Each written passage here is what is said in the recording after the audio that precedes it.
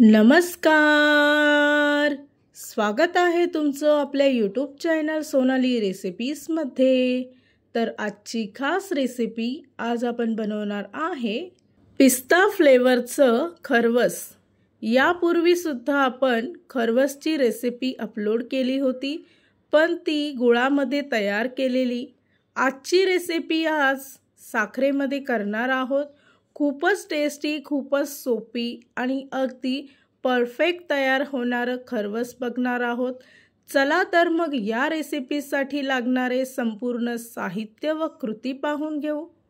एकदम परफेक्ट आणि जाळीदार पिस्ता खरवस बनवण्यासाठी एका मिक्सरच्या भांड्यामध्ये अर्धी वाटी पिस्ता घेतला आहे. सर्वप्रथम पिस्ता मिक्सरमध्ये बारीक वाटून घ्यायचा आहे आणि अशा पद्धतीची पावडर तयार करून घ्यायची. त्यानंतर एका भांड्यामध्ये अर्धा लिटर चिकाचं दूध घ्यायचं आहे. हे दूध थोडंसं घट्ट व क्रीमी कलरमध्ये असतं. जर का अर्धा लिटर दूध घेतलं तर त्यासाठी पाव लिटर फुल फॅट क्रीम किंवा साधंही दूध घेऊ शकता. त्याचबरोबर 1 वाटी साखर घ्यायची आहे. ही साखर मी मिक्सरमध्ये दळून घेतली. त्यानंतर तयार केलेली पिस्त्याची पावडर यामध्ये टाकायची आहे. 2 चमचे पिस्त्याची पावडर मी गार्निशिंगसाठी काढून ठेवते. त्यानंतर हे मिश्रण मिक्स करून घ्यायचं आहे. साखरेची पावडर करून टाकली म्हणून हे मिश्रण पटकन मिक्स झालं. पिस्ता फ्लेवरचं खरवस बनवत आहे, तर त्यासाठी इथे मी खाण्याचा हिरवा रंग टाकला आहे. रंग टाकणं पूर्णपणे ऑप्शनल आहे. व पुन्हा एकदा सर्व मिश्रण व्यवस्थित मिक्स करून घ्यायचं.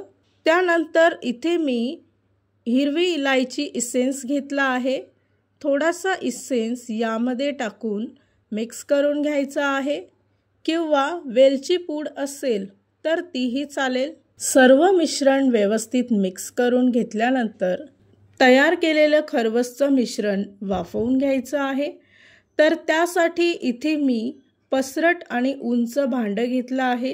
म्हणजे एक केक टीन घेतला आहे, किंवा ताटामध्ये सुद्धा हे खरवस तयार करू शकता. तयार केलेलं खरवस स्टीमरमध्ये ठेवून त्यावर झाकण ठेवायचं आहे आणि 25 मिनिटासाठी हाय फ्लेमवर खरवस वाफवून घ्यायचं. या रेसिपीसाठी लागणारे संपूर्ण साहित्य व कृती मी तुम्हाला डिस्क्रिप्शन बॉक्समध्ये दिले आहेत, तर तुम्ही तिथे जाऊन चेक करू शकता. 30 मिनिटानंतर इथे तुम्ही पाहू शकता की खरवस अगदी परफेक्ट तयार झालं आहे. एकदा सुरीने चेक करून घ्यायचं. तुम्ही इथे पाहू शकता की सुरी अगदी क्लीन निघाली आहे, म्हणजे समजावं की खरवस अगदी परफेक्ट तयार झालं. तयार केलेलं खरवस पूर्णपणे थंड करून घ्यायचं. त्यानंतरच त्याच्या वड्या पाडायच्या आहेत. तर इथे मी 2 तासासाठी तयार केलेलं खरवस फॅन खाली थंड होण्यासाठी ठेवलं होतं.